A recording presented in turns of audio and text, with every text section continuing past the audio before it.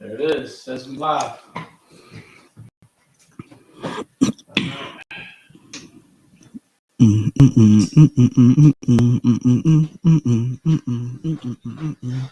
Yo. Can you hear me?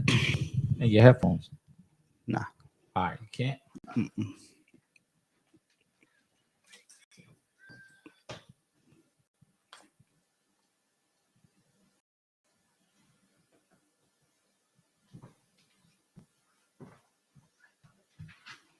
All right, can you hear me in the headphones now? Yeah. Cool. All right, we one step there. Just like we used to, got to make sure everybody's tuned in. So I'm going to have to take a second. It's a lot of people want the information, but hopefully, like in the future, we get a third person that can watch the computer for us. Yeah, we get an intern. Yeah, definitely need an intern. I actually know how to get one too. Let me see something. Let me make sure my phone ain't tripping. Cut all this volume down. My man Nate McMillan, man, that's a G, man. He's a G. Yeah. You gotta respect him. Let's see.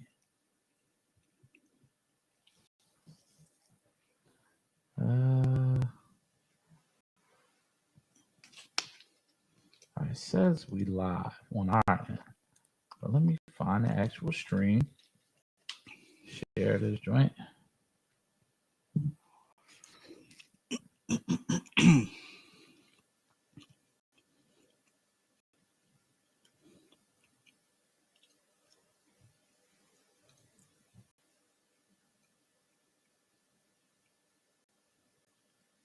All right, it says we live. So here we go. I'm clicking on the live stream.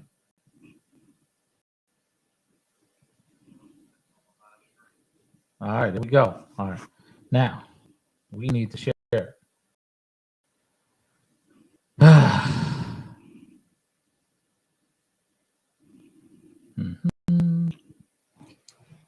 So I'm grabbing the YouTube link. I'm gonna shoot it out there.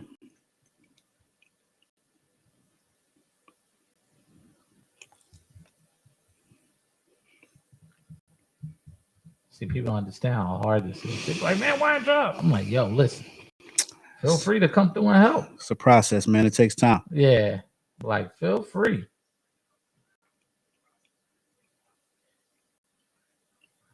All right.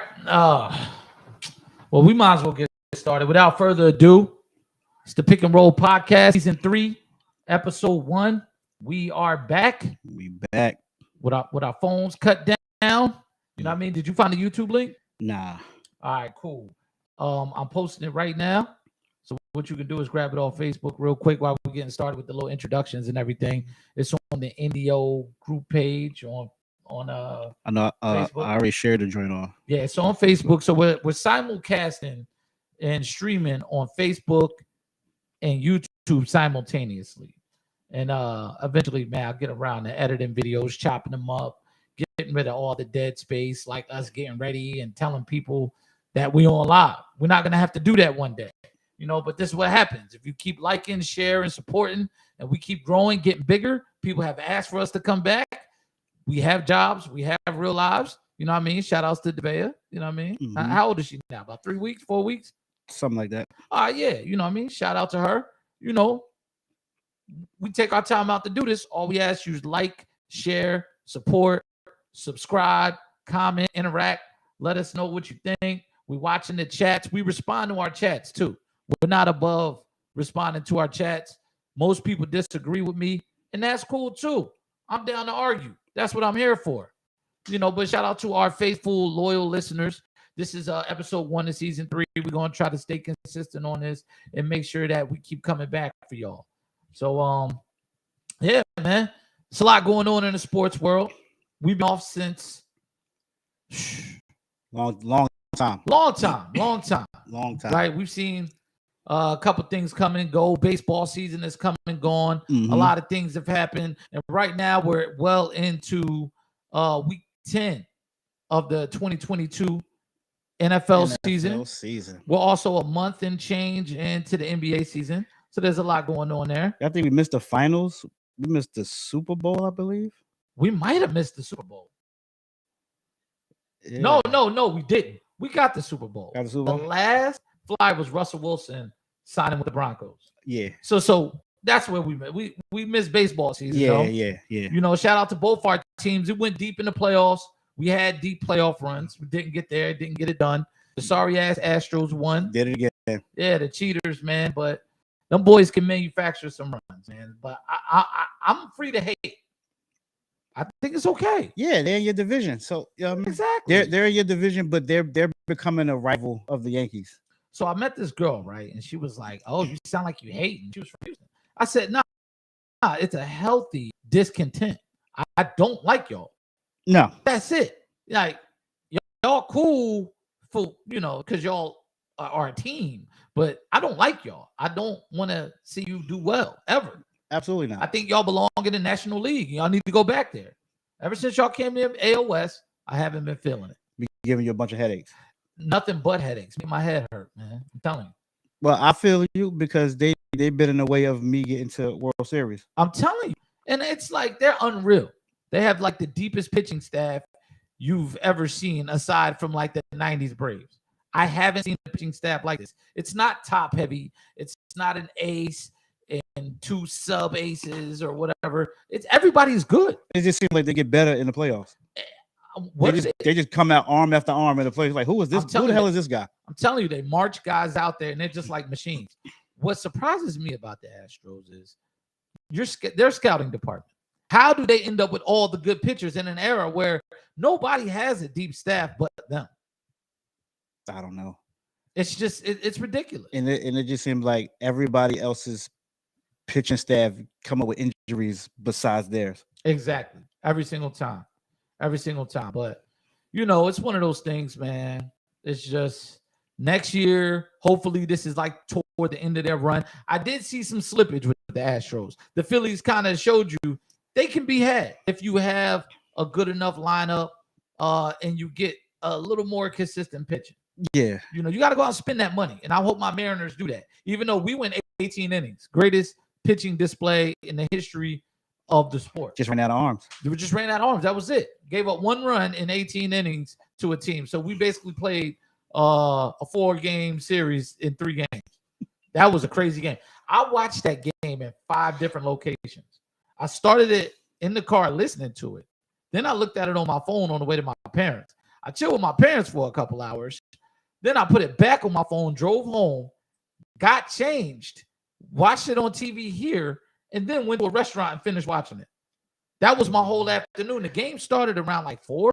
Yeah. Ended like 10:30, 11, damn near 11 o'clock. Yeah. Yeah, man. That was amazing, man. I wish we could have been there to talk about the Mariners run. It was a great time for me. I was at work watching it. Everybody was happy for me. So, it's good. But it's kind of like when Buffalo first got good. People are realizing, yeah, man, you're a fan of some real sorry teams. Yeah. I know you a long time, and the first time I met you, when you told me your teams, I was like, it's tough, man. How the hell that happened? It's tough. People wonder why I got a complex. I'm like, yo, it's tough out here. Oh, you got a little man complex. Yes, I do. I do. My teams are always the little man. Mm-hmm. You know what I'm saying? But let's get to the topics tonight, right? And we got to start with the NBA, right? They're in full swing. There's a lot going on. If you haven't heard, you've been under a rock, you've been in a coma, you've been a prisoner overseas or something, locked up abroad, whatever. You've been on a 9-week vacation. Kyrie Irving, I feel like it's time for us to address it from a sports perspective, right? Mm-hmm. I think with our algorithm, our Facebook, the people we know, everything, we get all the other social, we get the religious, the cultural, the ethnic perspectives. But let's talk about the NBA for a second. Kyrie shared a link on Amazon for those that don't know. It drew a lot of backlash in with Jewish community. They said it was anti-Semitism. The NBA frowned upon it. The Nets owner frowned upon it. Kyrie said he did not stand by the link. He just watched the documentary that was freely available. He didn't offer any commentary with it. He said he's not hateful. Yet and still, the Nets felt like they had to hand down an indefinite suspension. And then they also came with a list of demands that they want Kyrie to meet in order to return to the basketball court, right? Adam Silver spoke out about it. He wanted to meet with Kyrie. He said they had a productive sit down, but yet still 2 weeks later, we have no resolution to the situation. Now, Dave, I want to know, first of all, your thoughts on Kyrie being suspended indefinitely, right? We've heard all the opinions from everybody, but it's our show and it's time for us to speak on it. Do you think it was just that he was suspended? Nah, I don't think it was just that he was suspended. It's freedom of speech. Right. He saw the link, he watched it or didn't watch it, and he posted it. He said he didn't believe in any of that stuff. Right. He just posted it. So he has the platform to reach other eyes besides the likes of us. Yeah. If we see it, we post it. Only people that's going to see it is our friends. Mm-hmm. He see it and post it, it's going to get out there. And then from my understanding, by him posting it, a lot of people went to Amazon to go get it and watch it. Yeah. So it was it was publicity for it. Maybe it needed for other eyes to see it, to see what people are going through. Yeah. But as far as I think the NBA was wrong for suspending him for that.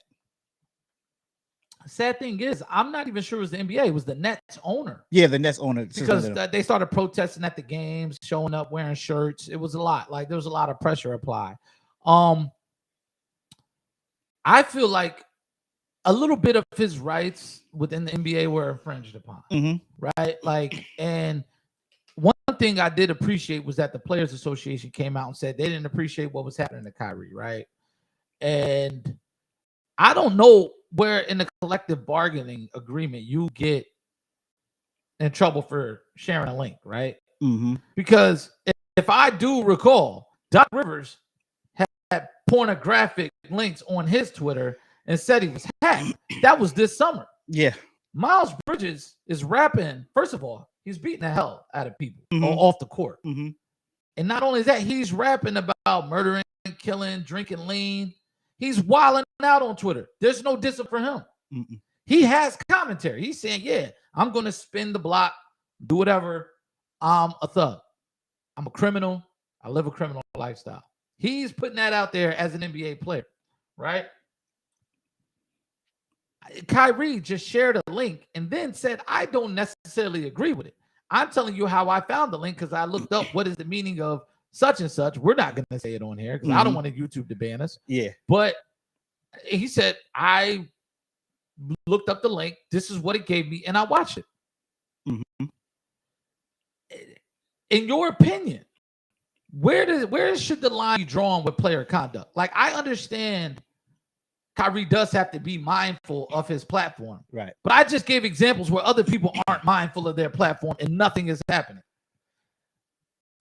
I think if Kyrie didn't have the issue with the not being vaccinated last season, it's part of it, definitely part of it. I'm glad you touched on that. I think they would have swept it under the rug like they do with Miles Bridges and everybody else. Yeah, they probably would have talked about it for a little bit, but the team wouldn't have suspended him. They wouldn't have had all these demands from the comeback. So it's going hand in hand with the whole I'm not getting vaccinated. So it's going hand in hand with that. That's all it is. It's just piggybacking off of that. Yeah, well, and that's the one thing too. Kyrie's catching heat, first of all, for what Kanye did. Mm-hmm. That's real. So there definitely is a social element there, but he's catching heat for, like you said, the not vaccination, not showing up. And every year there's a controversy with him. There was controversy with the Celtics. There was, and then it was a whole lot going on there. Then he went into the bubble and tried to convince the players to not play and basically undo the collective bargaining agreement and end the NBA. He tried to end the NBA. I remember that. Yeah, they said Michael Jordan had to come talk to the players. What are y'all doing? Mm-hmm. You're not going to get paid. No one's going to get paid, and we're going to lose everything. Are y'all crazy? LeBron and CP3 had to come there. Stop listening to Kyrie, and he wasn't even available to play in the bubble. Right. He was in there with a broken hand or something. Right? He was hurt. Mm-hmm. So that's my thing. Kyrie is probably going to go down as the most enigmatic player in NBA history. Because for somebody to be so talented, so great, ambient, he seems to step on landmines and start hot water or land in hot water at free will. Right. I don't know whether his causes are because he really wants to see change, or does he just want to express himself, or does he like war? Yeah. Because at this point, if you look at everything that's going on with Kyrie Irving, he's at war with the owners. The players are at war with the owners. Mm-hmm. And that's another aspect I wanted to touch on and give people that perspective, what's been happening. Ben Simmons was, I think, the shot heard around the world. When he sat out last year, mm-hmm. and you already had so many other players sitting out, the Kawhi Leonards, it was so many people. It was just so many people sitting out game to game, fan disappointment. Nobody's feeling how the players are getting over right now and the kind of money they're getting. Mm-hmm. I think Kyrie is icing on the cake, and they're going to make an example out of everyone that gets out of line from here on out because a new collective bargaining agreement is coming. Absolutely. They've already lost money from the China comments. They're not sure if they were able to they're ever going to recover that. Mm-mm. You know, they had the bubble issues. They had issues with guys like Kyrie. They have issues with, player empowerment and the players pretty much determining the competitive landscape of the NBA. Mm-hmm. The players are also not playing. And I want people to know Kyrie's also been having issues with Nike. So he gets dropped Nike. Mm-hmm. He had an issue with them last year. Yeah, which was expected. Yeah. Because they already but people don't the regular people, they want to boycott Nike because Nike suspended Kyrie. But if you do your homework, Phil Knight came out and said, like, this is Kyrie's last Nike contract. Of course. The Kyrie 8s that's coming out, this is his last shoe. Uh-huh. And then we're done. So now with this, with everything that's going on with him right now, they suspended the shoe. So it's probably not going to come out now. Mm-hmm. And they sped up the process on ending their partnership. Exactly. And none of this is new. Like, we're not surprised at all with anything that's going on with him. But the collective bargaining agreement is what I want to touch on, because this is going to be another thing that the owners are going to demand in, 3 years? Mm-hmm. We're going to see a lockout. The owners have already said, look, we're not bringing in as much money. You guys aren't playing as much. And if you don't want to play the 82 games that the television companies are going to pay us for, mm-hmm. then we want some of that money back. And the players are saying no. But once again, Adam Silver, the week before, or maybe 2 weeks before this whole Kyrie situation, mm-hmm. had asked for salary limits for upper level players. Yeah. So Dame Lillard, you don't get $60 million. There's a max salary you're going to get. It's 45, and that's it. We're not paying anybody $50 million because we can't control whether you're actually going to play or not. Right. The players union already shot back, said that. This is what happens before a lockout or a strike. Mm-hmm. My question to you is, where do you see this situation ending, and what do you think the impact is going to be? I don't know. We're gonna have to find out when the two sides sit down to hammer out the new CBA, and I do think they're gonna put a cap on them big contracts. Do you agree that they should put a cap on the contracts?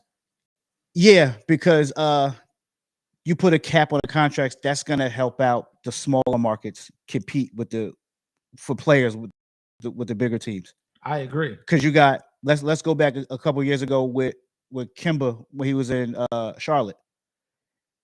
They couldn't once he hit that ceiling, they couldn't afford to keep him. So that's when you get Kemba signing the big deal to go to Boston that Charlotte can't match. Right. Now, if you put a cap on it, they could go out there and get bigger names. Yeah. To compete with the bigger teams in the league. I'm tired of watching Orlando wait every 20 years to get a 7-footer. I'm tired of watching Sacramento be Sacramento, even though a lot of their decisions are self-made, right? Like Sacramento sucked because they suck as an organization. They playing good ball so far. They are, but we can get into that. Like, we're going to get into that. That's one of our topics. But the thing is, the small, like if you're gonna have a soft cap and then a hard cap, just have one flat salary cap, and then you don't have to limit the salaries. Say, hey, Portland, you want to pay Dame Lillard $60 million of your $130 million hard cap? Go right ahead. Mm-hmm. If you want to give, I don't know, name a player, Zion Williamson. Mm-hmm. You want to give him $70 million because he sells tickets? Go ahead. Cool. That's your problem. You deal with it. You're only going to have $150 million max for every team to spend. So you want the a hard cap, sort of like the NFL. Yes, because that's how you get parity. Mm-hmm. Right now, like the NBA has a little bit of parity because it's earlier in the season, and we'll discuss this in a minute. But there's disinterest among certain teams, and a lot of the older players just aren't playing the minutes that they usually play. They're not really in midseason form yet. Things haven't really shaken out for some teams. I think a lot of the big names, like a Kawhi, that's not playing early because of it all goes back to this whack play-in tournament. Right. Because now I don't have to play all these games. If my team could just be in the 10th seed and I come back a little later on in the season to gear up for the little play-in tournament, I got fresh legs and then we can make a run. If they go back to just the top 8 teams, you will see a lot of these veterans playing early. Yeah. Because then you can't afford to lose those games. So in your opinion, we could do away with the play-in tournament? Yeah, I never liked it. I thought it was okay last year because we got some good games out of it. Yeah. It did add a different element. But, yeah, like I could see that. If you're 12 games under 500, I don't watch you in the playoffs. No. Unless it's a certain circumstance, right? Like how Jordan broke his foot and willed the Bulls back into the AFC. Right. I do want to see Michael Jordan in the playoffs. But then again, in the NFL, we deal with that all the time. Yeah. Yeah, like, hey, good players go down all the time. Next man up. Mm-hmm. But it also forces you to build a deeper team and be a lot more thoughtful about the players that you're selecting to be, on your roster. Right. So, yeah, the max salary limits, that's definitely a good idea. But I think a hard cap will eliminate all that as well. It's like, look, man, at some point, I want to see different teams competing. I want to see, like, what Kawhi Leonard is doing. It's shameful. It's trash. Come on, man. Yeah, we've all had injuries. That we've seen several guys with injuries. You're an elite, superior talent. Mm-hmm. You're not even the most injury-prone person we've seen in the NBA. No. We've seen guys have 20-year careers with more debilitating injuries than you, and you can't seem to get on the court or play a consistent schedule from night to night. Right. You've had some bad luck. Cool. I get it. But it's getting kind of ridiculous at this point. And I'm one of those people, I say the NBA is the only league that hates fans. It doesn't cater to the fan. Nah, it really doesn't care what kind of product they put out there, because you could have a kid who it's his first NBA game and the stars are not playing. Exactly. So now it's like poo. Lloyd Markkanen versus, I don't know, CJ McCollum. Right. And your dad just paid $200 a ticket to sit close and let you meet the players. Yo, I don't want to meet Robert Covington. No. I'm sorry. Uh-uh. If I'm going to see, where's Covington now? Clippers. If I'm going to see Clippers and the Lakers and LeBron is sitting, Kawhi is sitting, and Paul George sitting, I don't want Zubac's autograph. Right. I think you should refund me 40% of that ticket. Yeah. Simple as that. I don't want to see Kendrick Nunn. No. Like, no. I didn't come here for that. No. Like, I don't want to see that. What's my man's name? Reggie Jackson. Cool player. I'm not paying to see Reggie Jackson. Right. Yeah, so that's my thing. But I think this Kyrie thing is just another salvo in the ongoing war that's brewing with the Players Association and the NBA. Mm-hmm. Because they got fat while everybody else starved. Yeah. The players are living good. Yeah. When NBA players complain about their rights, there's very few things that they don't get. They're afforded to act how they want, say what they want. They got everything going off the court. Everybody loves them. You can disrespect legends. You can do whatever you want. Because them contracts are guaranteed. Yep. It's different with NFL. The NFL, the only thing you got guaranteed is the guaranteed money you get and your signing bonus. Other than that, Right. you got to work for that. No, that's a fact. So if you don't play this week, do you get paid if you don't play?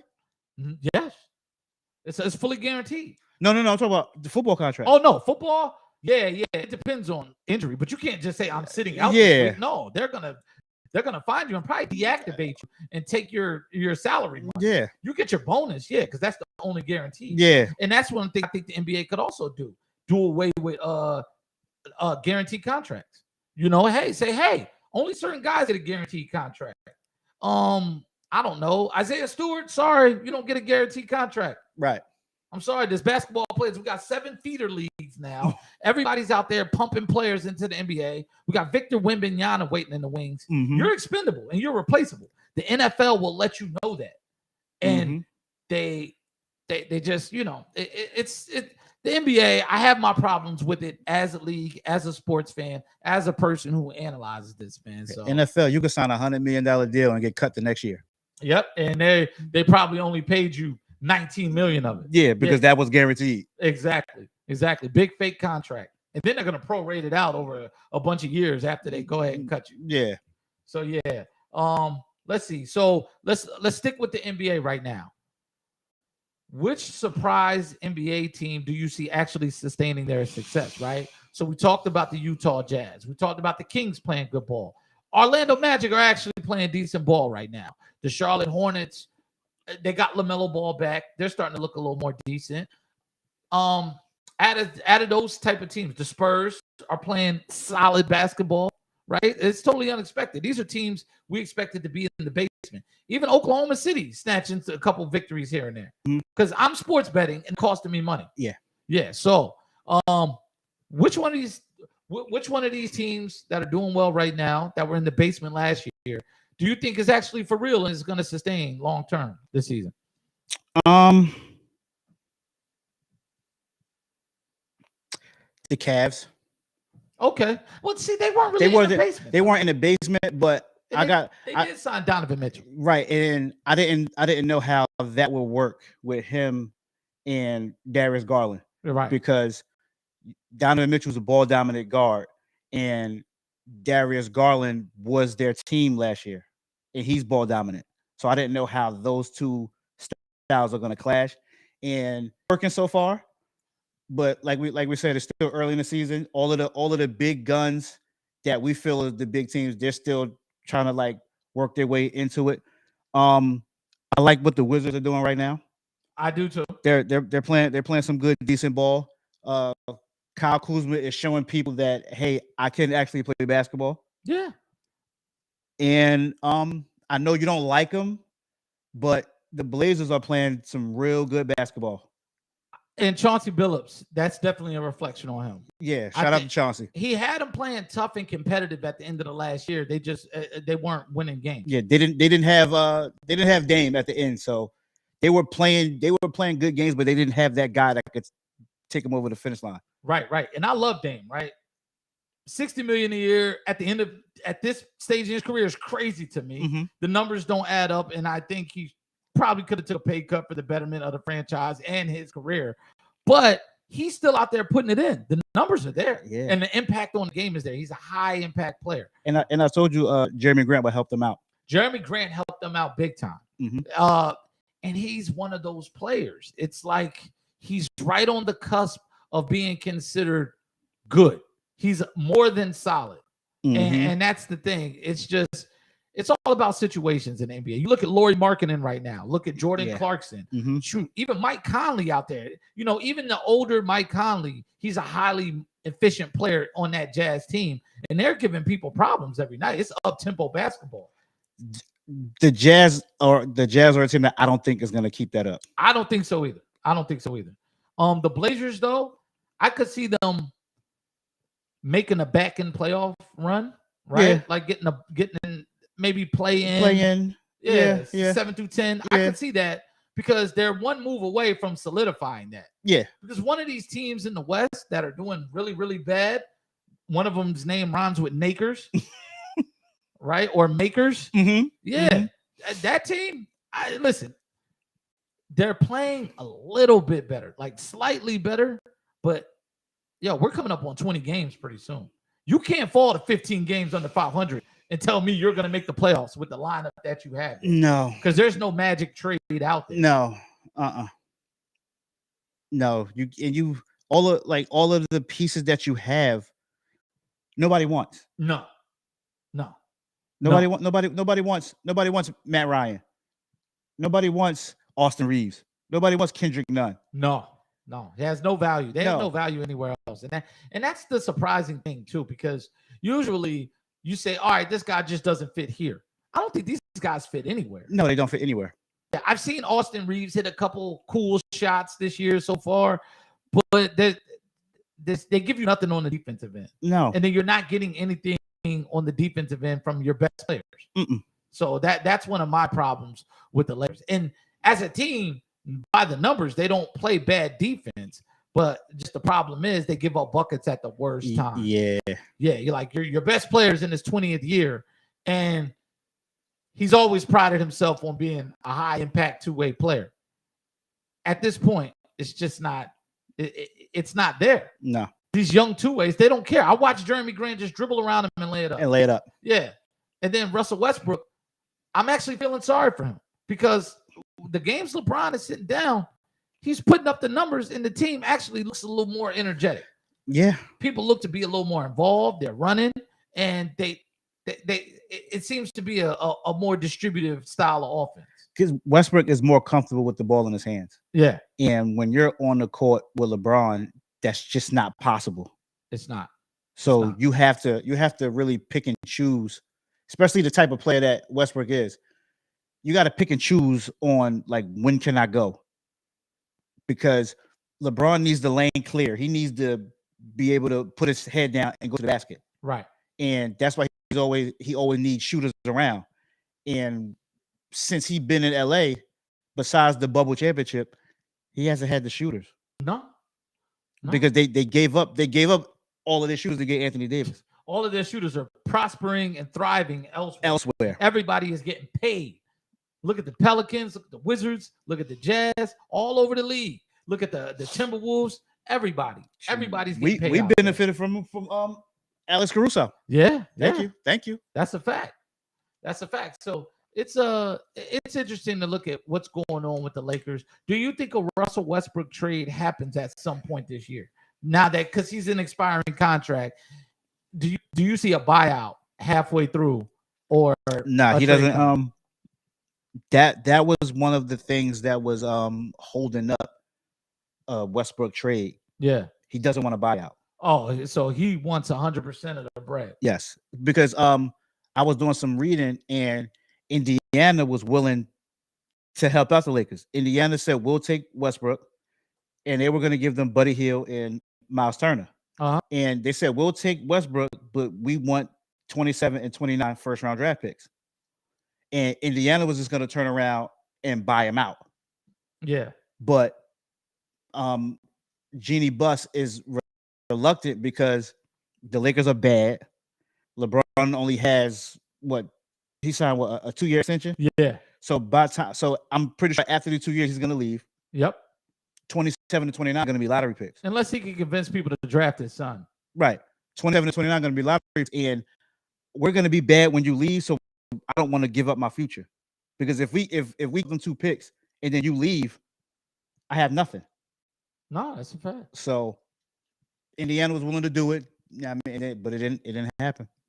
Yeah, man. But I got a follow-up question with the Westbrook. If he is traded and a team buys him out, do you think anyone signs him? It depends, right? There is a situation like Washington. I could see him going back to Washington. He worked well when he was with the Wizards. I could see him going there. I could see Westbrook possibly fitting in somewhere like maybe the Knicks. They could use Westbrook's energy and somebody with a pretty his basketball IQ is high. Mm-hmm. And right now what they lack is somebody that knows what to do with the ball in their hand and over and over again. Mm-hmm. Even signing Brunson, they're just not looking like a good team. They need another high level veteran, somebody that's done it at a higher level. Mm-hmm. I'm not saying he's going to make them markedly better, but there's places where teams will benefit and you can start to see something formulate. But yeah, as far as like seeing where he could go, listen. Nah, because they got John Wall. Yeah, I'm not sure, man. I'm not sure where he could go. You would have to look at a fringe team that he could help coming off the bench. Look, if Westbrook is okay with playing in this market, Sacramento, go there, be that leader. With De'Aaron Fox? He'll still get 25, 30 minutes a game. But coming off the bench. Yes. Okay. There's nights where De'Aaron Fox is just not going to have it. Mm-hmm. And Westbrook is going to give you something else and lead that second unit. If I'm a team like that, I'm definitely looking at that situation. Like, hey, come on in here. Give me something. So let me know what you got. Right. So I do think somebody does sign him. Mm-hmm. I don't think it's a Dwight Howard situation where he ends up going overseas or Taiwan. Yeah. That's ridiculous over there, and DeAndre Jordan is still active. I said that today. How is Dwight Howard playing in the Gulag and DeAndre Jordan's limping around, not doing anything, not grabbing boards? NBA politics is always kind of crazy. And the Lakers definitely made a mistake, at least not bringing him back. Right. Because they're getting abused in the paint on a nightly basis. And Anthony Davis is not it. No. He doesn't want to be that either. Mm-mm. That's another thing. Real quick, let's talk about the Pelicans for a minute. What do you see their season looking like? They'll be a solid playoff team. Yeah. No play-in. They'll be locked in. It all depends on their matchup, if they get out of the first round or not. Mm-hmm. If they get a favorable matchup, they can get out. Yeah. I love that team. I love the way they're put together. I actually think they have what it takes. If they can stay healthy, we keep Zion on the floor, mm-hmm. They can continue to develop that rapport, and continue to gel. I actually think they could be a top 4 team in the West. It's possible. Yeah, because when I look at the West, the Suns are going to be somewhere up there. Mm-hmm. I got a feeling the Warriors will be up there. The Warriors will wake up. And then the other team is the Grizzlies. Mm-hmm. And then when I look around, there's not many teams as strong as the Pelicans, top to bottom. I think the Pelicans, a healthy Pelicans team, I don't think they could beat a healthy Denver team in a 7-game series. I think that series will go 7, but I think Denver will win. I actually do. Because I think they have, you got Brandon Ingram there, young scorer. You got CJ McCollum, who's battle tested. He's been there before, mm-hmm. and he's going to give you big shots. And then, and then you got Zion, who, like I said, if he's healthy, he's in a groove, and that team is in rhythm, I think he's unstoppable. Yeah, he's gonna get there. Yeah, he's a walking 27-7-7 on any night, and I think that once they get to that point, yeah, they're there. Let's talk about Minnesota. Since we've been away, they made probably the craziest trade ever. They gave up $900 million draft picks, mm-hmm. and they also gave up a litany of role players mm-hmm. in order for Rudy Gobert. Are the Timberwolves better now than they were last year? They're worse. I think they're going to be worse. Explain. Because you want to get, because Cat is not a rebounder. Yeah, we know that he want to stay around the 3-point line. Gobert doesn't need the ball. So on paper, you're looking like, okay, we got someone down there where Anthony Edwards, our best player, and Cat, they want to shoot threes. So we got someone down there that's going to bang and get the rebounds. Mm-hmm. But then on the defense, in that trade, you gave up a lot of guys that was in your rotation. You gave up Pat Bev. Yep. You gave up Malik Beasley. Like, giving up guys that were heavily in your rotation that helped you finally get over that playoff hump last year. And now you're bringing in a guy that he could do whatever he want to do in the regular season. Right. But his issue was with Utah was you can't play him in the playoffs. No, not at all. So if the Timberwolves can get out of this funk and get back to the playoffs, in the fourth quarter, you cannot play him. He's unplayable. And I just think it's very difficult for him and Cat to operate on the floor at the same time, mm-hmm. if you ask me. Like, they kind of figure it out sometimes, but he's just kind of lurching. Yeah, he's clogging up everything. Yeah, and he's just kind of in the dunker spot, a la Ben Simmons. And my thing with Cat is, look, I know he wants to be a stretch four. He wants to kind of stretch his game out to the perimeter a little bit more.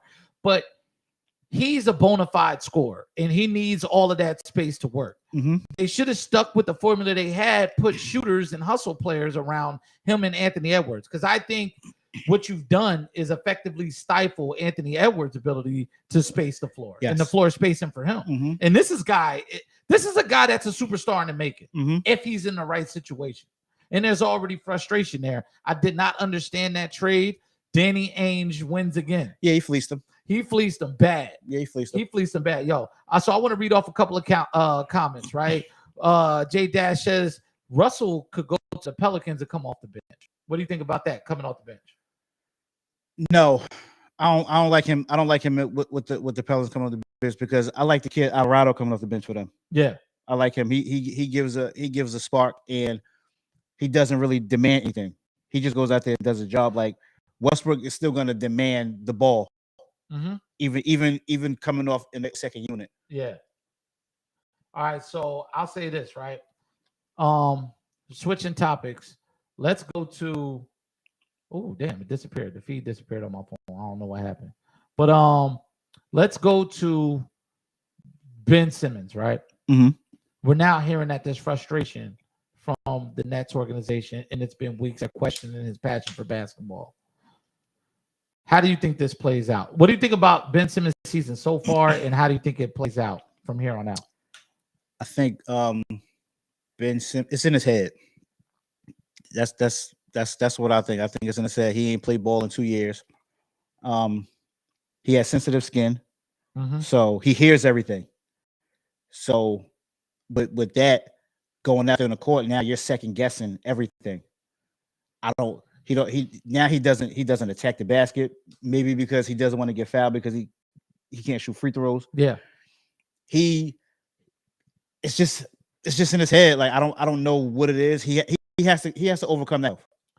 Last night, Ben scored 11 points for the first time in 2 years. He scored double figures for the first time in 2 years. They lost to the Kings 153-121. It took him a blowout loss where nobody's playing. He's basically playing against the shock team, the 15th man that's coming off the bench, or the 12th, 13th guy. Mm-hmm. And that's the only way you can get 11 points. I said this when he was with the Sixers. He's a broken player. I've never seen someone so talented be broken, but I've seen broken players before. You've seen guys just fall out of the NBA for whatever reason, and you can't quite put your finger on it. Mm-hmm. I think Ben is broken. I don't think there's value for him. I don't think anybody wants to deal with him. I think the fact that he has an active contract, which goes back to things that make owners upset, is that he still has to get paid. Mm-hmm. He's still going to be active, and he makes so much. Somebody's going to have to pick him up. Mm-hmm. You know, somebody's going to do it just because and see what's going on out there. But I just don't see where he even has value to a franchise. You can't not play him. You can't, because he makes $35 million a year, $36 million a year. Mm-hmm. But at this point, how do you play him? They got running backup center out there and not even handling the ball anymore. I mean, he can't do anything else. Yeah. So you gotta, I mean, like you said, you gotta put him in a dunker spot, or you gotta try to have him set screens. But then that's where he picks up a lot of his fouls because I don't even think he knows how to screen. Yeah. He's screening all crazy. He's getting offensive fouls for moving screens. So he's just out there. And it was I'm gonna look at it. I'm gonna shine light on the game last night. Like he got 11 points in a blowout loss. They did against the Water Boy. Yeah. That could be a good thing to where it's like, okay, go out there and build confidence like that. Now you go out there and you dominate, or I mean, you go out there and get your buckets against the 12th, 13th, and 14th guys off Sacramento's bench. So now maybe you can take that and build onto something like, okay, this is what it feels like to, do a little something. I could see that. Like on the road, I could definitely see it. Like, hey, we're on a road trip right now. We're out west. Nobody's really looking at you. Mm-hmm. Like, try something. Right. But it's just, to me, I'll never forget the sound of Kyrie shrieking as loud as he can like it was a horror movie. Shoot it, Ben. Shoot it. Like, that was one of the worst things I've ever heard in professional sports. And we've been there, like played with people who really don't know how to play or don't really want to play. We've been there. Mm-hmm. It's not a good feeling. And I just, at at the point where another grown man is telling you to score the basketball because you're standing in front of the rim, it's time for you to go get help. Okay. That's it. Just go get help. Sports psychologist, whatever. Do you see a situation where if this next season continues to go south, because they have improved a little bit with the young people, but there's nights where they just can't compete with Kyrie being out.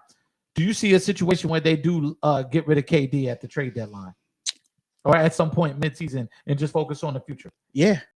If you if the season continues to go the way it is, then you have to entertain it. Looking way out there, do you see there's a team where KD fits? Looking way out there, scanning the whole NBA landscape, is there a team? And we gotta look into see if that team could fit that contract, because this is a new contract. This year starts his 4-year deal. Right. I mean, hindsight, I could say the Sixers, because Tobias and maybe a couple other pieces can make the money work.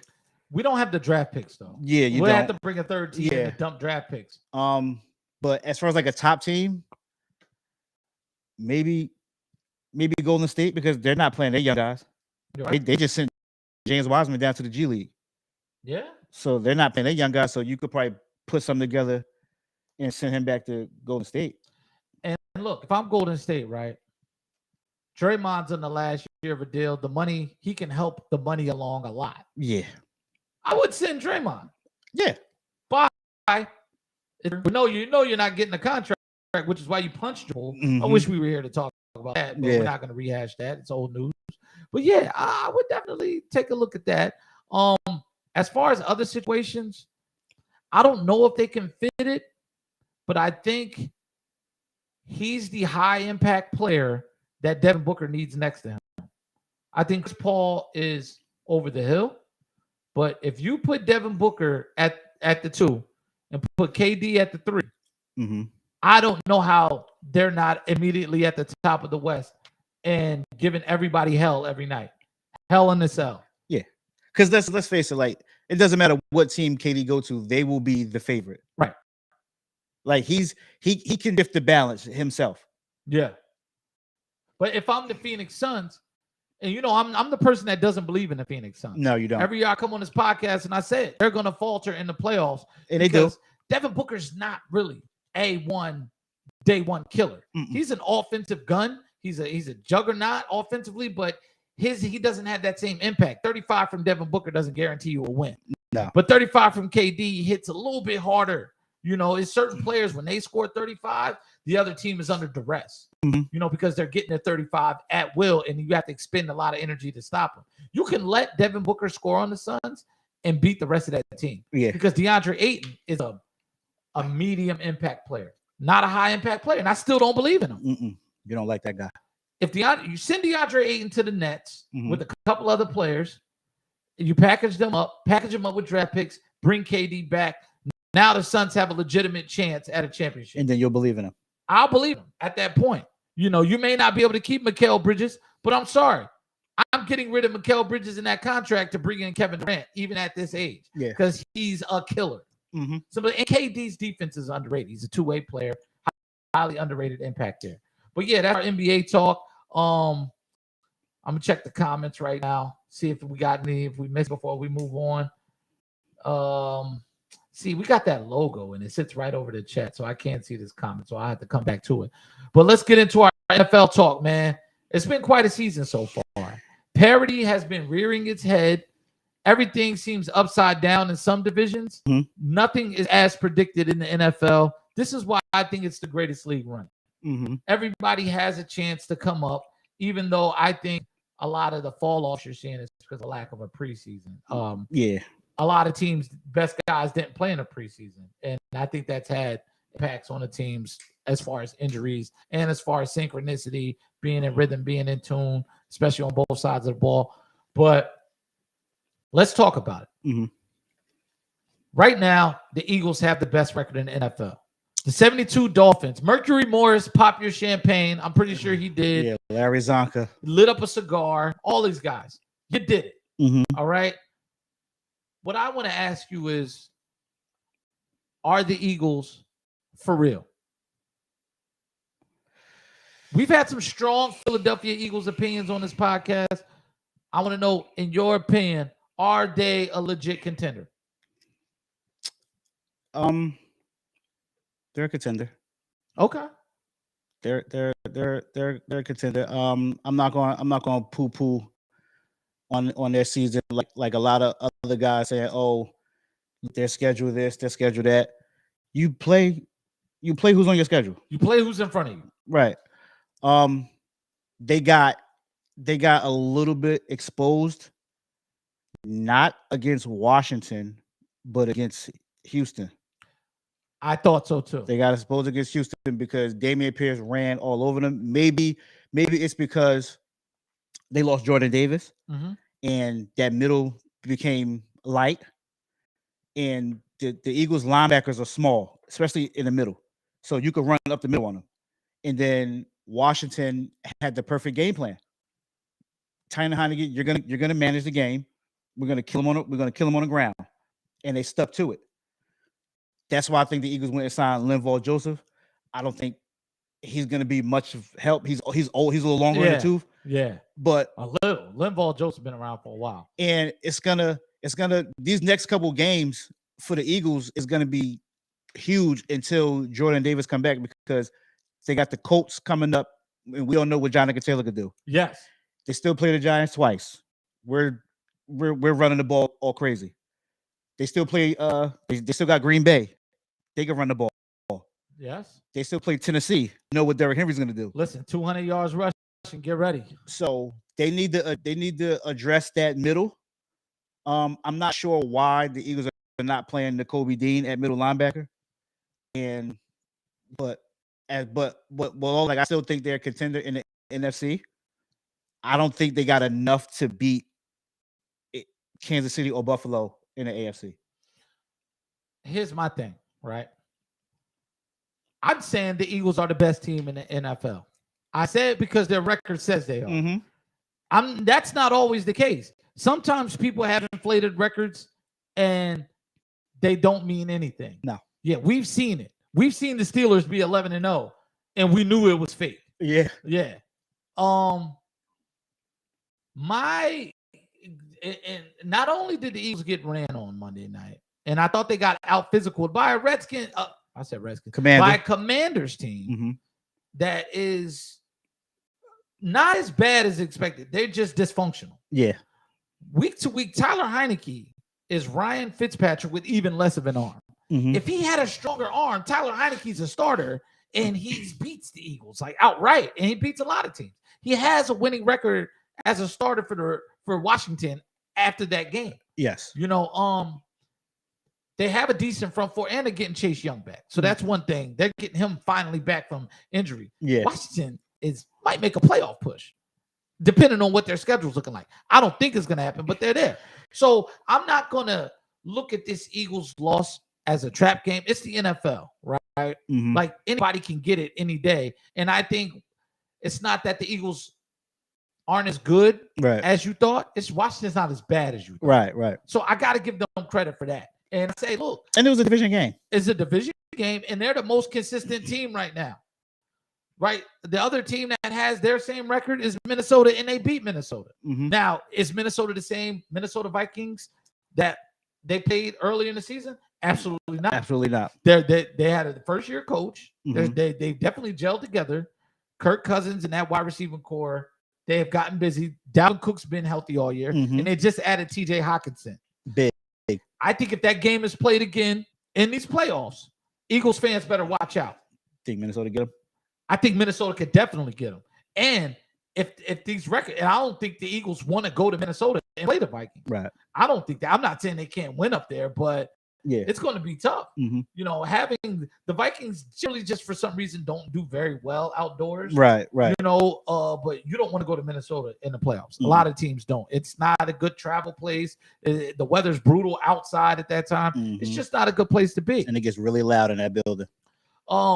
As far as the Eagles being for real, Is San Francisco going to show up and be as consistent? They made the Christian McCaffrey trade, and you see the potential there. But there is that Jimmy G thing. And can that offense open up and hit on all cylinders with Jimmy G as the quarterback? I'm one of those people saying, look, he is who he is, and I think they have that capability, but they seem to have games where they just can't figure it out. The defense is balling out of control, but the offense can't sustain drives. And that's one of the things that worry me about the Niners. So are they a contender? I say yes. Are they a contender far and away? No. Because if you do look at the AFC, you have the Buffalo Bills, you have the Chiefs. And those are, I think, the two teams that are probably that have the best chance to come out of the AFC. Yeah. And the Chiefs are just rolling right now. Yeah. I'm hesitant to say they're the best team because they got beat by Buffalo, even though Buffalo has lost to some teams as well also, like a lot of winning teams. I think the more concerning thing with the Eagles to me is that I saw, this is what happens. Jalen Hurts. There's more experienced coaching out there, right? You have the Buccaneers who just hit 5-5. Ron Rivera is a veteran coach, right? You have veteran coaches all across this NFL. And I think when you come across next level coaching and next level preparation, I want to see Jalen Hurts rise above the level of talent on that team and win that game with his arm. You can't run all day. Washington showed you that. Houston, yeah, you got your yards off, but that was a dogfight for you. Yeah. And as teams that have more defensive capability to get exotic with coverages and also contain the run, and they have huge playmakers on that side of the ball on defense, Jalen Hurts is going to have to stand back there and beat coverage. I'm still not sure he can do that. No. Because this year, a lot of that success has been coming from weaker secondaries. Yeah. I hate to say they've been playing weaker teams, but you can't tell me that defense with what they're going through can't be had by a Tom Brady the way it was last year. Yeah. Yeah. Fournette, Brady, Evans, Godwin, the tight ends. Cameron Brate. This is what I'm saying. Jalen Hurts still works. He's a good player right now for the Eagles. I don't want to say good quarterback. He's playing solid. But I need to see him beat coverages. What's gonna bite the Eagles is they are a horrible second half team. I believe they outscored their opponents just in the second quarter alone by like 90. Yeah. But then in the second half of games, they don't come out of the locker room. Yeah. That's why Detroit was able to come back on in week 1. That's why a lot of teams, if you could hang in the first half, like Washington made the game dirty. They hung around, and they were like, hold up, we're in the lead with like 3 minutes left.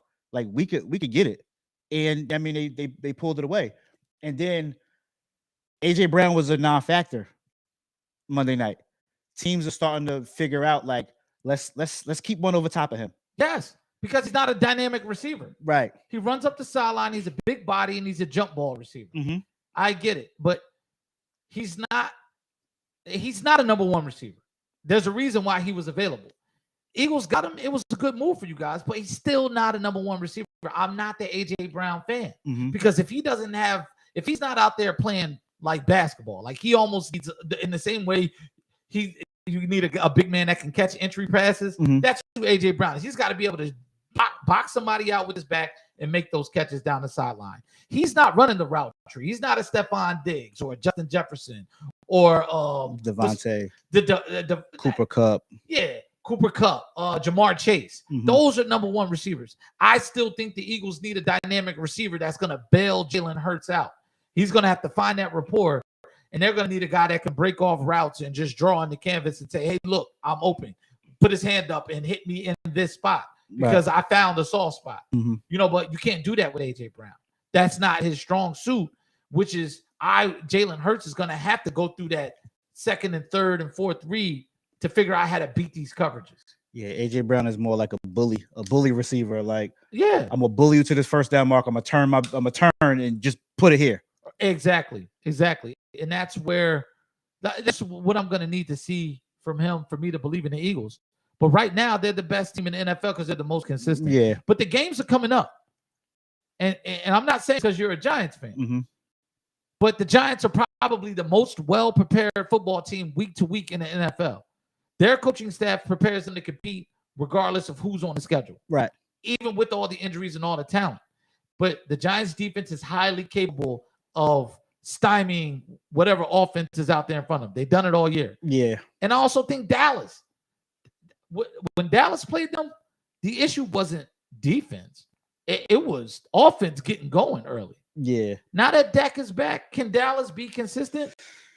I'm not a Dak guy. Yeah. I think Dak is just he's an average quarterback. I think he's just a middle road quarterback. Some people say he's definitely top 10. I agree with top 10. I think he's just in the middle of the road.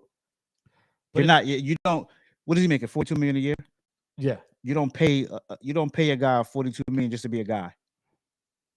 I think he's more than a guy, and we'll definitely disagree about that. Dak has big play capability, and he can put up the yards and keep the pressure on. My thing is, though, I'm looking at the Cowboys defense. They have what it takes to bottle the Eagles and what they do up. They do. And it's a matter of their offense getting going, because that last game they played, Dallas offense just got started way too late. Mm-hmm. But I honestly think that the Eagles, they're going to have a tough time finishing off this division. They've already dropped the game to Washington. Yeah, the first Dallas and Philly game would have been, if I'll give you that, if Dak was there, it's a closer game. Yeah, because all the success they had with Cooper Rush, no team has when Cooper Rush was the starter, no team has made Dallas come back. No. The Giants, we had a little lead, a 13-6 lead, I believe, on Dallas, but 13-6, you still can run the ball. Right. Philly jumped out like 17-0. So it's like, we really can't run the ball. So once you put them behind that 8 ball, Cooper Rush is not that kind of quarterback that could be like, all right, I'm gonna come back and I'm gonna win this game. He's not that. So Dak is like a 17-0 lead. Dak can still come back. Yeah. He still could make some throws. He still could be a threat. So I think that was the reason why that Philly game got out of hand. And Dallas defense kept them in the game. They kept them in the game. If it wasn't for that last pick where Brandon Grahams hit Cooper Rush on a throw and it got intercepted, CD beat Bradbury down the sideline. He definitely did. If he didn't get hit, that might be a touchdown. And that's what I was telling Eagles fans. Like, we've been watching quarterbacks our whole lives, mm-hmm. and there's still something that even Dak has that Jalen Hurts doesn't have, and that's what that. And once you get into the top level of the league, that's what you're getting into is quarterback duels. Mm-hmm. The rest of the players are what they are. Your defense, your O-line, all of that. Now it's, can your quarterback win? This is why Tom Brady is the GOAT. This is why Aaron Rodgers has the career he's had, even though I got my issues with him, right? This is why Josh Allen and Patrick Mahomes, these are the guys that they talk about, because that's what these are, is quarterback duels. All right, so let's see. That's my thing with Dak. Like, when he plays a team that has the top flight quarterbacks, yeah, the Rodgers, the Bradys, the Mahomes, or whatever, he's 1-9. Okay, like that's. I feel you. And before Dak came back off an injury, mm-hmm. his record was 36-36. That's just a guy. But also, too, they didn't have playmakers on defense. Micah Parsons is the real deal. He's a top 5 defender in the NFL. I almost want to say top 5 player. Yes, he's a game record, and he's clearly Dallas's best player. Yes, but then now you see teams starting to play him different now. Yeah. So now teams knowing, okay, when we're playing the Cowboys, just run at him. Mm-hmm. Against Green Bay, he spent most of his time playing linebacker because Green Bay was running the ball. Now, when you're able to run the ball on Dallas's defense and you just not sitting back there throwing. Now Micah Parsons can't affect the game because now he can't rush the quarterback. But I'll say this, but that's why it's incumbent upon Dallas to get Dak in that rhythm where they can go. Like the week before, he was throwing for all those yards. They were going crazy. But it's incumbent upon them to get that rhythm because you need to be able to have your defense pin their ears back and go after the quarterback. And that's what I'm saying. If Dallas can get going earlier against a team like the Eagles, then Micah Parsons becomes a huge factor because Jalen Hurts is going to have to throw. Not everybody's capable to run like the Packers. The Packers have an exceptional run game. Mm-hmm. You know what I mean? They just don't choose to use it all the time. Yeah, when you're down 14-0, I mean, when you're down by 14 in the fourth quarter and you continue to run the ball, you have a good run game. Yeah, definitely. So yeah, now what we're gonna do is move on to this topic, right? And this is something I sent you earlier. Seahawks, Jets, Giants. Which of these teams are for real to you? These are the surprise teams of the NFL year. They are. I didn't think the Jets would be anything. No. And there's something, and they beat my Bills. Yeah. So you know what? Kudos to the Jets for finally being worth talking about. Mm-hmm. Out of those three teams that you give me, yeah, I'm gonna start off with the team that they're gonna fall off. Seahawks. Why do you think that? Because they're playing with house money. Mm-hmm. Nobody expected them to do anything once they traded Russ. Right. And when they said, because Drew Lock was supposed to be the starter quarterback. This is true. Geno got the job, and we all know what Geno is. I just think they caught a lot of people off guard. And now that the 49ers beat them head-to-head already. They did. 49ers are 3-0 in the division. And then that was without McCaffrey. And I don't even think Debo played that game. So now that you're getting a healthy Debo, McCaffrey's fitting in, Kittles is healthy, they're going to get pieces back on defense. Mm-hmm. I think San Francisco is going to run away with that division. I think that division only gets one team in the playoffs. Okay, so you think which division in the NFC gets the most teams in? The NFC East. So NFC East, you see 3 teams getting in? 3, possibly all 4. Whew, that's possible. Because just the NFC South, terrible. They're going to get one. They're going to get one. That's going to be the Buccaneers. They're going to run away with that. Right. Yeah. The NFC West, the Rams are terrible. Now they just lost Cooper Kupp for about a few weeks, so they're done. They're done. Yes. The Cardinals done. I never believe in them.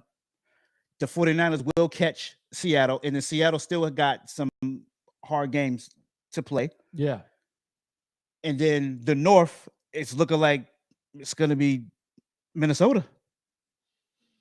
By themselves, yeah. So that leaves 4 more spots. For all 4 of us. Now, we still play the Redskins, the Commanders twice, so yeah. we might get bumped them off. Right. And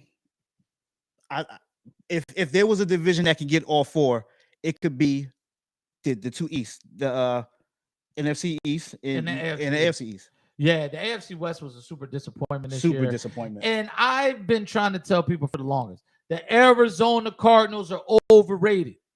They're not that good. They're our greatest hits team. Oh, we got AJ Green. Oh, we signed JJ Watt. Oh, we signed this old guy. Oh, we got DeAndre Hopkins. Listen, I love D-Hop. He got hands. His best years are behind him. Mm-hmm. This is what it is. D-Hop he's no longer the difference makers. Putting him out on the field doesn't guarantee you 30 points a game. No. And Kyler Murray, for all the criticism that you give anybody else, his outcomes are either a lot like or worse than Dak's. He's the same kind of player with more talent around him. Mm-hmm.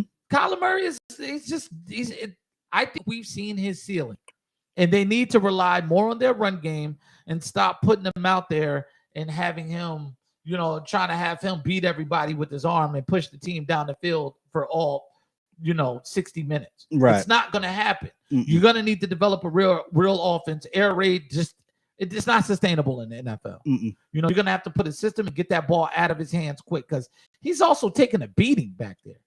Every game, I feel like he's wrestling. Mm-hmm. He's trying to run around. he almost breaks more plays than he frees up running around too much. He's always trying to take that elongated angle back to the line of scrimmage, and he's missing routes down the field. You cannot convince me that none of these guys are open over there. Right. So it's one of those things, man. And you're looking at the NFC. I don't think the Seahawks are for real because I think at some point Kenneth Walker is a great surprise for them, and they have receivers.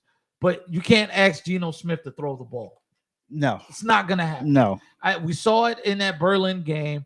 It's just not a good sign. If they can't hide behind their run game, they're gonna lose. Now, if maybe some injuries happen to some other teams, they'll be able to get in there. Then yeah, but I can't foresee Geno Smith carrying that team onto a playoff run. I'm looking at the Jets. Mm-hmm. Corey Davis has been hurt. They've gotten their early season wins, but the games they won have been dogfights, like absolute dogfights. They're that kind of team. They play a mucky, dirty style of football. Mm-hmm. I don't think that's sustainable once they start running into. They're going to have to run into Buffalo again. In Buffalo. Mm-hmm. They're going to have to run into Miami again. Mm-hmm. They already got beat by New England.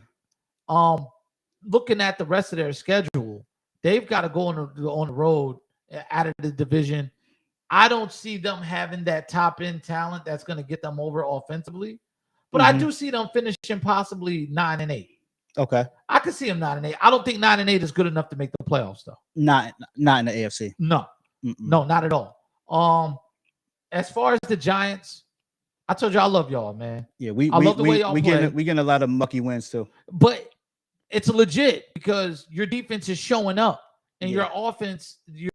First of all, Saquon should have a good case for MVP this year.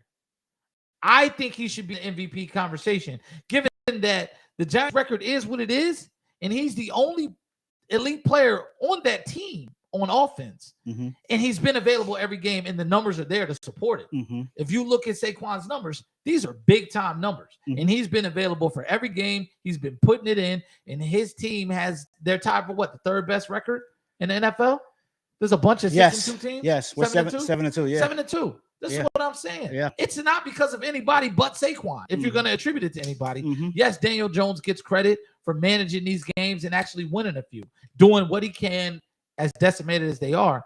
I think the Giants are actually for real and for real enough to go in the playoffs and give somebody a hell of a time in wild card weekend. I could see the Giants going up to Minnesota and making that a game. I could see the Giants going down to Tampa and making that a game. I could see them coming out with that game. Yeah, if we play Tampa in the playoffs, I think we beat them. Yeah, it can happen. We beat them. It can definitely happen because the Giants defense plays well every week, and they've gutted out victories that they honestly shouldn't. This is why I say out of this list, Seahawks, Jets, Giants, I think the Giants are the most for real team there. Like I said, Daniel Jones, this is his chance to get paid. Because I think what Brian Daboll is showing you can win with this guy. Yeah. The physical talent and ability is there. The arm is there. The mobility is there. The playmaking ability is there. We just need to draft some top end talent at this point. Yeah, and we're doing this without a receiver. Exactly. Without a receiver that can catch. Exactly. Yeah, you guys are picking up practice squad players and left and right, and we're picking them up. Daniel Jones, he's giving me that San Francisco 49ers Alex Smith feel. Mm-hmm. He's giving me that. Like, don't go out there and try to be Superman. No. Just go out there, control what you can control. Don't turn the ball. If it ain't there, throw it away. Exactly. And that's what I like about it. Now, he doesn't try to force anything. If he rolls out and there's nothing there, I like that he throws the ball out of bounds. But what I can appreciate about what the Giants are doing is they're calling plays to his skill set. Right. They're not making him stand back there and just basically feeding him to the wolves. Defenses can't just pin their ears back. They got Daniel Jones moving. They got him throwing from the pocket. They got him doing all kind of things. And just like they're moving Saquon all around, they're moving everybody all around because there ain't no choice. You know what I mean? But I appreciate that. Like, this is a team using common sense with their offense. And the offensive line is playing a lot better too. I told you about that guy, John Feliciano. Yeah, He's gritty. Yeah, He's yeah. tough, and he can play center and guard. He can play both guard positions and center. He plays multiple positions, man. Yeah, I like him. You told me about him. And y'all even got use out of Matt Breida this year. Yeah. How about that? Yeah. Yo, if the Giants make the playoffs and win 12 games, Brian Daboll should get Coach of the Year going away. I think he should get Coach of the Year now. Just go ahead and give it to him. Yeah. I mean, I think he should be a front runner. Yeah, I think he's the front runner. I think he should be the front runner now, because what he's doing, what he's doing with us right now, it's like he turned everything around overnight. Mm-hmm. We're just out there playing. Like, the offensive line is better. When the schedule came out, I said we were going to win 7 games. Yeah, we're at 7 now. 7 already with 8 to go. We're now, it's just like anything else now is just found money. Yeah, the schedule going down the stretch we have is favorable. There's games that we definitely should win, and that's games that's, a toss-up. We still got the Eagles twice, and we still get Minnesota. Mm-hmm. So, and we get Dallas on Thanksgiving. So those 4 games, if we could come out of that 2-2 out of those 4, and then we got Washington twice, Detroit, and the Colts. So it's there. That's favorable. Yeah, it's there. We just got to put it together. 13 wins is there. It's there. It's there. It's there. It's there. And New York coming east is not an easy place to play. No. That stadium, people don't generally play well there. Mm-mm.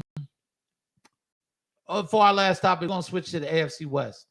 This was the most vaunted division in football. Everybody thought it was going to be historic. It was going to be an arms race. It was supposed to be like, it was supposed to be memorable. Like the Wild West. Yeah, the Wild West, a shootout every game or some sort of hard-fought game. Now that we sit back and look at it, it's the Chiefs and everybody else. Yeah, it's terrible. What do you think is wrong? Let's start with the Chargers. What's the issue with the Chargers in the AFC West? Because nothing's wrong with these. They're who they are. Yeah, the Chiefs are the Chiefs. The Chargers are, they have been the same team the past couple years. Yeah. They just can't get out of their own way. My issue with the Chargers is, right, and this is where I always caution people on the Justin Herbert train. If you look at that roster, top to bottom, very few teams have as many talented players on offense with an offensive line as the Chargers. And very few teams have had them, at least for the past decade. They always seem to have a whole lot of talent on offense. But for some reason, they find a way to lose. Yes. They snatched defeat from the jaws of victory like I've never seen. They had the Chiefs on the rope this year. Couldn't finish the job. Turned the ball over. This is where I say, for all the criticisms of Dak, I think Justin Herbert needs that because he has a better team, and they continuously lose to the same teams over and over again. They never get better or seem to learn from any of these tough losses that to me are inexplicable. You have the guns and firepower that you need. What's wrong with the Broncos? I think Russ has gotten old right before our eyes. I've been saying this for years on the podcast. Slippage. Russ has gotten old. Slippage. And he's not the same Russ that can overcome bad teams. I never thought he could overcome bad teams. He could. I thought he was on good teams and he was a really, really good player. Yeah. On really, really good teams. Yeah. Because you got to think, once his teams fell apart in Seattle, he wasn't winning. They were losing. He was just making it exciting. Yeah. Once they got rid of Marshawn and was like, Russ, cook. Yeah. He was burning the kitchen. And remember the Let Russ Cook campaign, because the franchise wanted to just hide behind a running game. And they're like, no, we want Russ to throw. Well, you guys threw your way into some losing seasons, but it was fun to watch. Yeah. But now what you're looking at is like an aging, undersized quarterback. Because it's crazy because like when the last season 2, when we were talking about it, when Russ went over to Denver, I was saying, and I know I'm not the only one, all Denver was missing was a quarterback. They got decent receivers. They got a decent run game. Their defense is great, and they were just missing quarterback. And then when Russ went there, we're like, there it is. He won't get them over Kansas City or a Buffalo in the playoffs. Yeah, but they could be the third best team in the AFC. And now it's like they're still pedestrian on offense. They're worse than pedestrian. They can't put up points. Nah, they can't. But I also one thing, the only bail I'm gonna shoot Russ, and I hate watching them because I it's one thing to watch bad basketball because you can understand it. Like, oh yeah, they suck. Mhm. And football, bad football is bad football. Bad football. And we're gonna talk about some bad football before we get out of here. But they have Russ standing in the pocket trying to throw. Russ has been a mobile quarterback his entire career. The key to his success has been able to break the pocket, move the pocket, get out and find throwing lanes because he has a fantastic arm. The arm is still there. Yep. He can still put it on the dime 50, 60 yards down the field, so long as he can see down the field, right? And he can beat that coverage. But they have him standing in the pocket, and they're bound and determined to try to prove that Russ is a quarterback's quarterback. And he's not. And he's older. And he's also not as elusive as he used to be. No. So if you're not predetermining where this play is going to go, and you're going to, quote unquote, let Russ cook, especially playing in the AFC and against the AFC West, you're going to see this. Yeah. You got Cortland Sutton out there. Jerry Jeudy, he just got hurt, Just got hurt. It's only going to get worse. And now he's responsible for 30% of your salary. Yeah. You just had to trade Bradley Chubb to the Miami Dolphins. Yep. To accommodate how bad Russ is going to be and try to buy more tickets to the Powerball. That's the NFL draft. You know what I mean? And that draft pick ain't really going to be a whole lot because Miami's good now. Yeah. So this is what I'm saying. Like, it's baffling to me how a lot of these coaches are playing a lot of these players, and a lot of this play calling is not common sense play calling, which is why I can appreciate watching the Giants with a lesser roster, watching them a lot more than I can watching the Broncos. Right. It's horrible. Now let's get to another team. And I'm pretty sure we're going to stay on the same topics. The Raiders. What is wrong with the Raiders? Everything. Gotcha. Everything. The Raiders went from having a togetherness in their locker room last year when they with the whole John Gruden situation.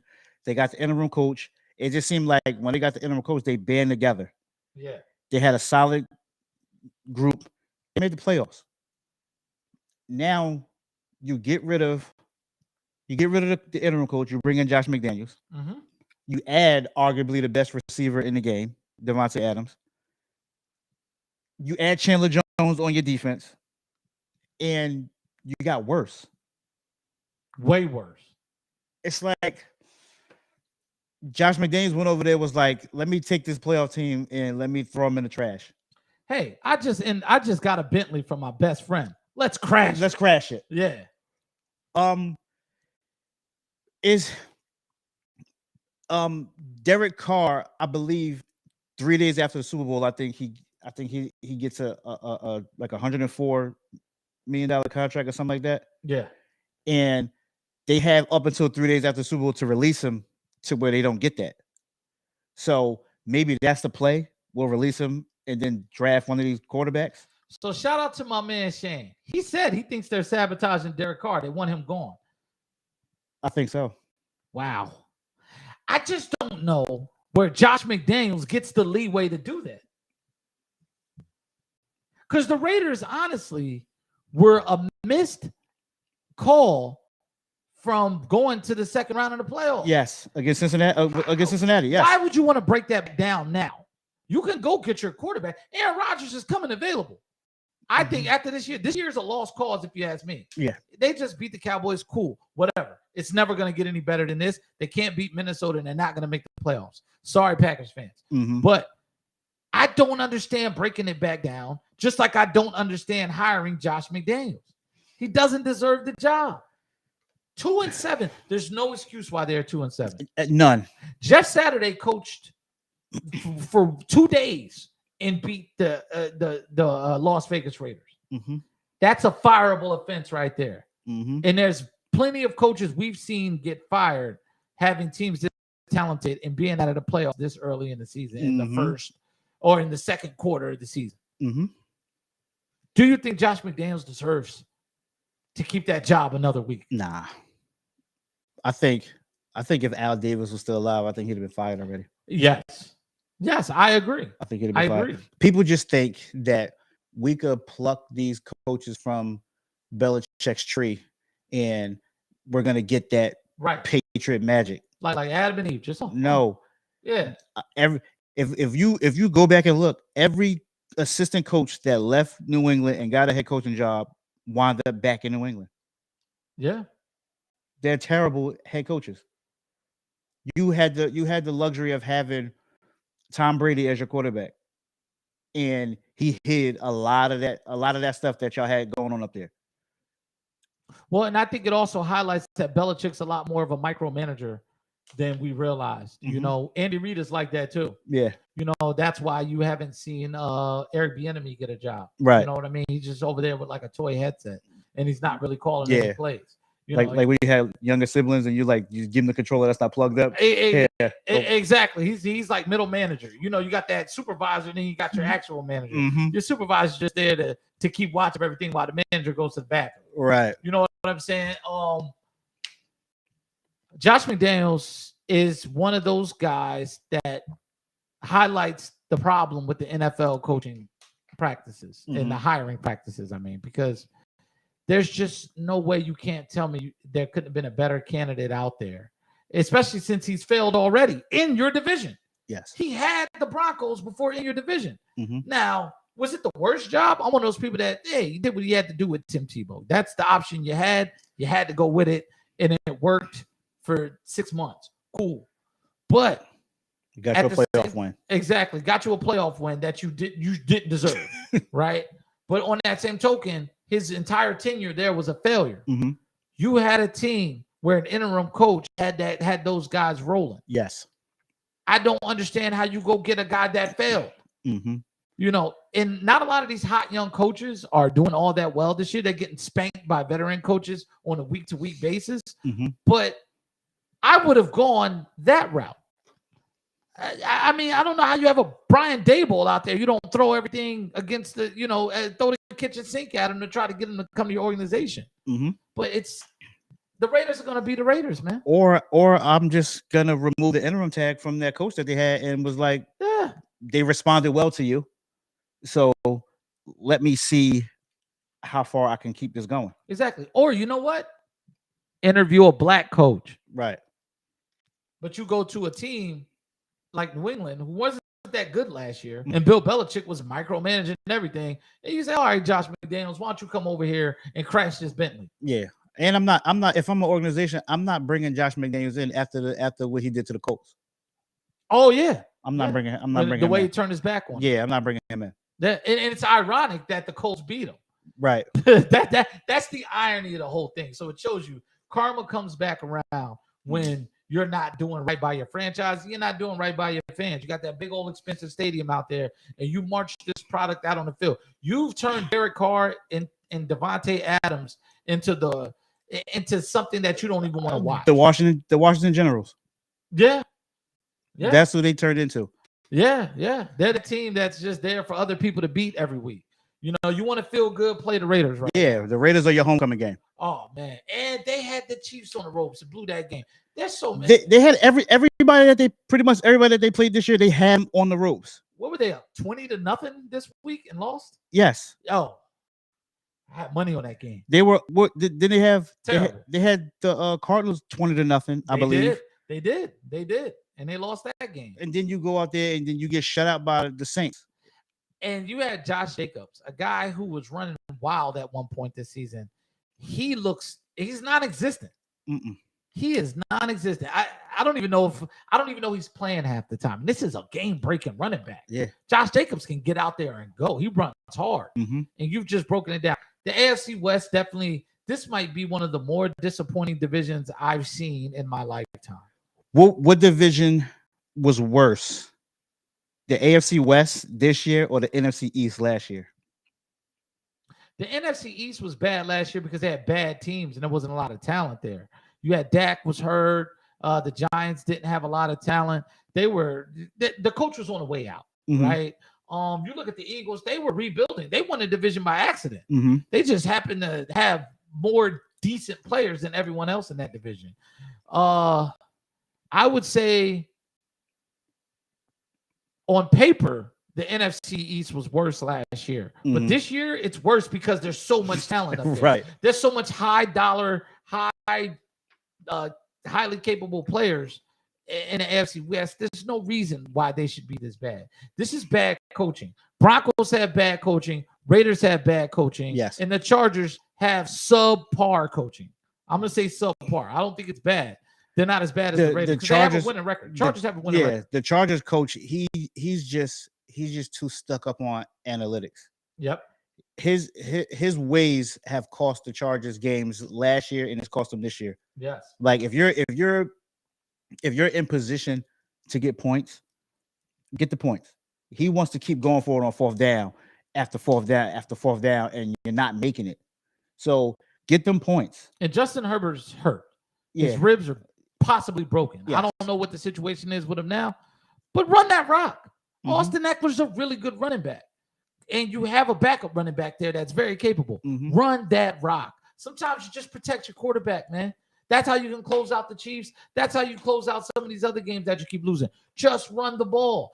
Like the football, no matter how much has changed, and these quarterbacks are throwing for 100,000 yards, 70,000 yards, whatever, running the ball is still going to help you win a game.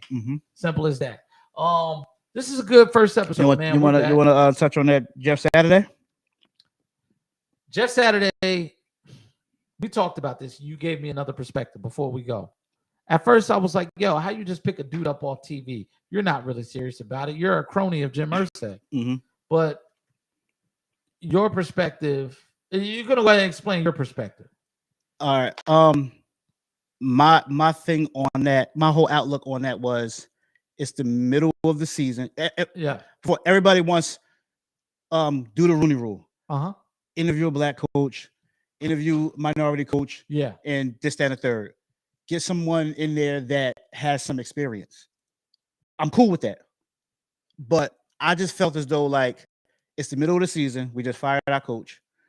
Jeff Saturday already works for the organization. Even though you guys see him on ESPN, he works for the organization. Yeah. So I just felt Irsay said, you know what? Instead of hiring someone new that he can't bring his own coaching staff in, he has to keep this, and he's going to be at a disadvantage. So we'll bring in Jeff Saturday. He's been around the team. He knows the coaches. He knows the players.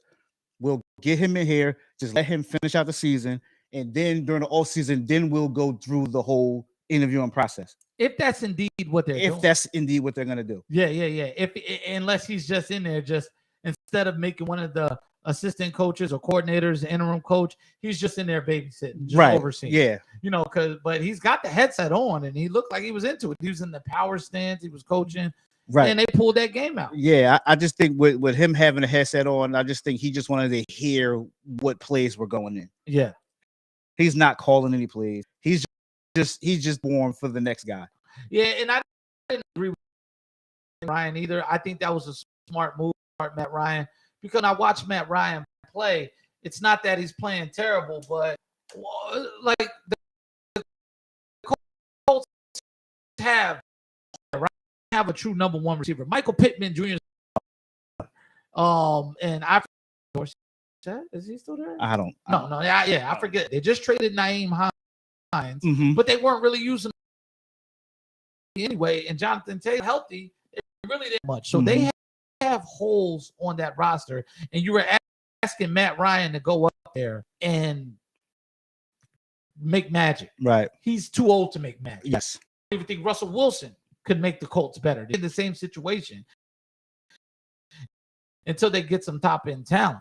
But Saturday credit for making that call to start Matt Ryan, because he actually played well and he brought him back in the game. But that's one of the things as a sports fan, you definitely changed my perspective on how I looked at it, because I was disappointed. And if you look at the coaches in history of their franchise have been black coaches. Tony Dunn, Jim Caldwell says that. Right. So I would like them to follow the process this year. Say Jeff Saturday games left. Say Jeff Saturday loses 7 of those 8 games. Right. Interview process. Yeah. And I believe if it process it. But I mean that's my take on it. I just why bring in someone new that doesn't know anything in the middle of the season. In the middle of a lost season. In the middle of a lost seson. Yeah. Because we're not going anywhere. So we'll bring in Jeff Saturday. It's just like, okay, here, just I'm letting you borrow my car. Right. Just bring it back. Yeah, bring it back in one piece. Yeah. That's it.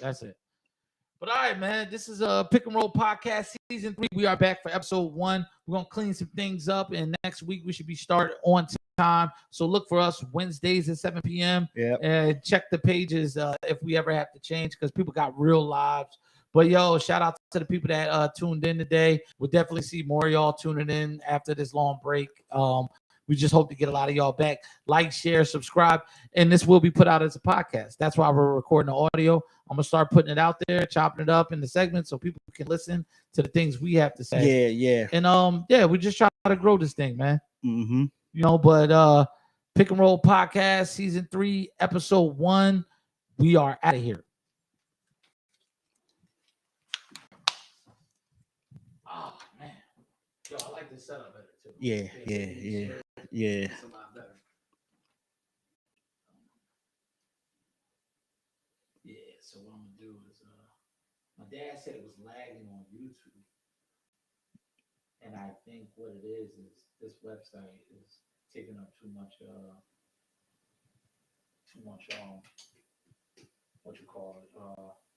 bandwidth.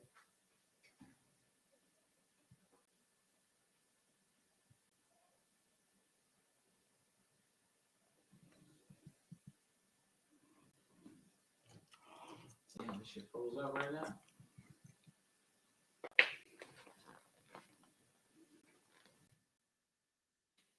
Oh. I do not. I can't stop. Let me stop recording audio. All right, audio stop recording.